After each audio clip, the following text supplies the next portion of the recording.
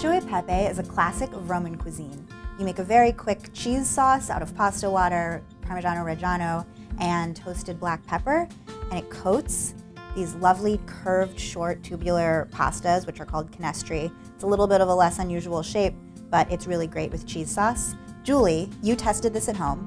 For someone who might be making cacio e pepe for the first time, what do you think are the most important things for them to keep in mind?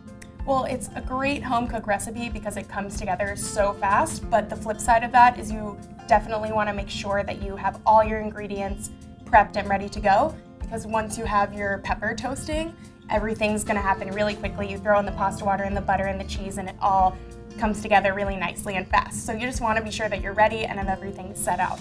Right. Stephen Rogers, who's the director of restaurants at the Ace Hotel in New Orleans, which houses Josephine Estelle, pairs this with a white blend from Lazio. It's an unfined, unfiltered, light skin contact wine. So it's got this nice medium body that really picks up the richness of the cheese. It's got almost a Parmesan rind aroma.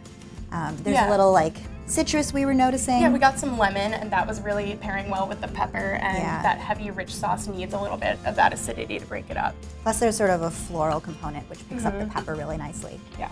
Altogether, it's just really homey and delicious. Yeah, you can't go wrong with a grown-up mac and cheese. No, you cannot. Cheers. Cheers.